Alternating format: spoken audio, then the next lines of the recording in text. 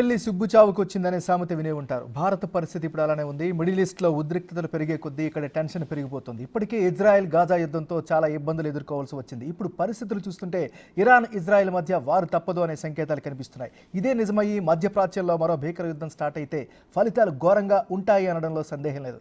అందుకే భారత్కు మిడిల్ ఈస్ట్లో పరిస్థితులు తలనొప్పిగా మారాయి. ఇంతకీ యుద్ధ ప్రభావం భారతదేశంపై ఎలా ఉండబోతుంది? ఇరాన్ యుద్ధానికి దిగుతుందా?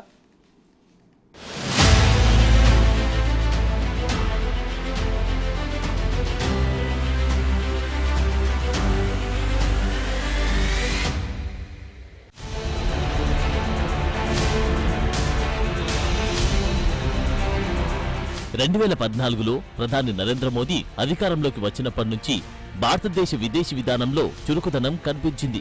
దీనికి కారణం మోదీ హయాంలో ప్రపంచవ్యాప్తంగా తీవ్రమైన పరిస్థితులు నెలకొనడం.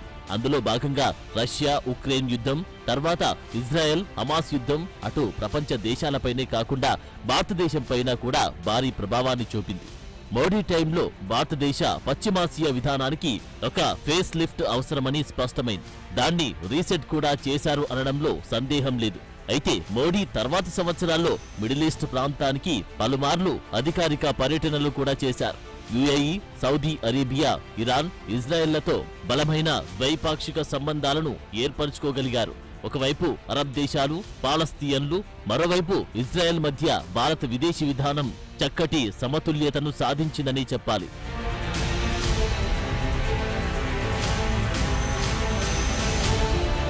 అయితే మిడిల్ ఈస్ట్ లో యుద్ధం మొదలైన తర్వాత కారణాలు ఏవైనా భారత్ ఇజ్రాయెల్ వైపు కొంచెం మొగ్గు చూపింది అనడంలో సందేహం లేదు. అయినప్పటికీ భారతదేశం ఇరు పక్షాలకు మిత్రుడిగానే కొనసాగుతోంది. నిజానికి భారతదేశం పశ్చిమాసియా విదేశాంగ విధానాన్ని చాలా తెలివిగా కొనసాగిస్తుంది అనడానికి ఇది నిదర్శనం. అయితే ఇక్కడొక ట్విస్ట్. అయితే 2023లో హమాస్ దాడులకు ప్రతిస్పందనగా గాజాలో ఇజ్రాయెల్ చేసిన అరాచకం మోడీ మిడిల్ ఈస్ట్ విధానాన్ని కప్పివేసింది. ఇక ఈ ప్రాంతంలో విస్తృత యుద్ధం ముంచుకొస్తున్న కారణంగా భారత్కు గట్టి సవాలు ఎదురవుతున్నాయి.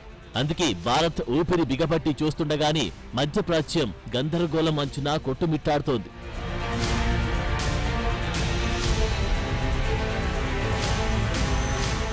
ఇరాన్ యాక్సెస్ ఆఫ్ రెసిస్టెన్స్ అనే ఇరాన్ సహకారంతో నడుస్తున్న ప్రాంతీయ సాయుధ గ్రూపులు కలిసి ఇప్పుడు ఇజ్రాయెల్ను టార్గెట్ చేశాయి.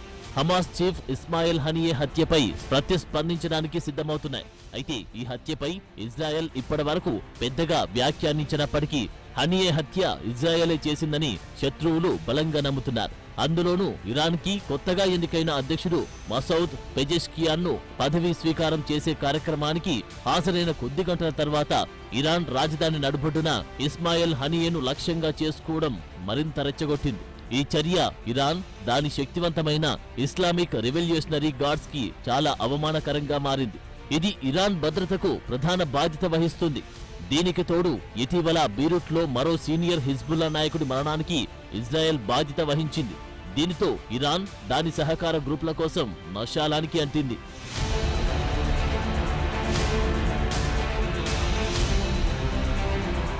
ఇప్పటివరకు జరిగిన పరిణామాలన్నీ యుద్ధం చేయాల్సిందేనని ఇరాన్ను ఒత్తిడి చేస్తున్నాయి అనడంలో సందేహం లేదు. అయితే ఈ సంక్షోభాన్ని మరింత పెంచడానికి ఇరాన్ ఆసక్తి చూపడం లేదన్నది కూడా నిజం. అలాగని ఏమి చేయకపోతే దేశం తన మద్దతుదారుల్లో ప్రతిష్టతను కోల్పోయే ప్రమాదముంది. పోనీ చర్య తీసుకుంటే ఉద్రిక్తతలు తీవ్రమవుతాయి. మిగిలిన గ్రూపుల ఆవేశంతో అది అద్భుతపే ప్రమాదం కూడా ఉంది. అందుకే ఈ సంక్లిష్టతలతో సంబంధం లేకుండా ఇరాన్లో ప్రతీకార ప్రకటనలు మాత్రం బలంగా నడుస్తున్నాయి. ఇరాన్ అత్యున్నత నాయకుడు అయతుల్లా అలీ ఖమేనీ హనియే హత్యను ఇరాన్లో సంఘర్షణను పెంచడానికి ఒక రెచ్చగొట్టే చర్యగా అభివర్ణించారు. హత్యకు ప్రతీకారం తీర్చుకోవడం ఇరాన్ విధి అని పేర్కొన్నారు.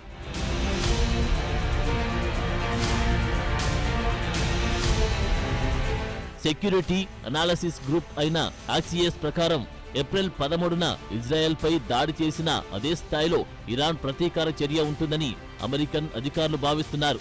సిరియాలో వైమానిక దాడి చేసి ఇరాన్ టాప్ జనరల్ ను హతమార్చినందుకు ప్రతీకారంగా ఇరాన్ ఏప్రిల్ 13న ఇజ్రాయెల్ పై 200 కంటే ఎక్కువ క్షిపణులను ప్రయోగించింది. ఇరాన్ తన గడ్డపై నుంచి ఇజ్రాయెల్ పై దాడి చేయడం ఇదే మొదటిసారి. కానీ అది పరిమిత ప్రతిస్పందన. కానీ ఇప్పుడు హనియే హత్య భిన్నంగా ఉంది. శక్తివంతమైన ఐఆర్జీసీ రక్షణలో ఉన్న హనియే హత్య ఇరాన్ను తీవ్రంగా ఇబ్బంది పెట్టింది. దీనికి ప్రతిస్పందించినా మౌనంగా ఉన్నా దాని ఫలితం చాలా దారుణంగా ఉంటుందని ఇరాన్కు తెలుసు. అయితే ఇరాన్ పరిధి చాలా పెద్దది. ఇది లెబనాన్లోని హిజ్బుల్లాతో కలిసి దాడికి దిగుతుంది. అది మిడిల్ ఈస్ట్లో మరింత ఘోరమైన పరిస్థితులకు దారితీస్తుంది.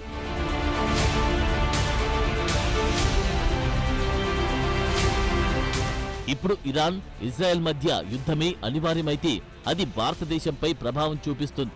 భారతదేశ ఆర్థిక వ్యవస్థ, ఇంధన భద్రత, వ్యూహాత్మక భాగస్వామ్యుల వ్యవహారంలో ప్రమాదకర పరిణామాలకు దారితీస్తుందని ఖచ్చితంగా చెప్పవచ్చు. అంతేగాక 9 మిలియన్ల మంది భారతీయులు మిడిల్ ఈస్ట్లో ఉంటున్నారు. అలాగే వాణిజ్య సంబంధాలు, భౌగోళిక రాజకీయ ప్రయోజనాలతో ఈ ప్రాంతంతో లోతైన సంబంధాలు ఉండడం వల్ల భారతదేశం ఒక ప్రేక్షకుడిలా ఉండలేని పరిస్థితి.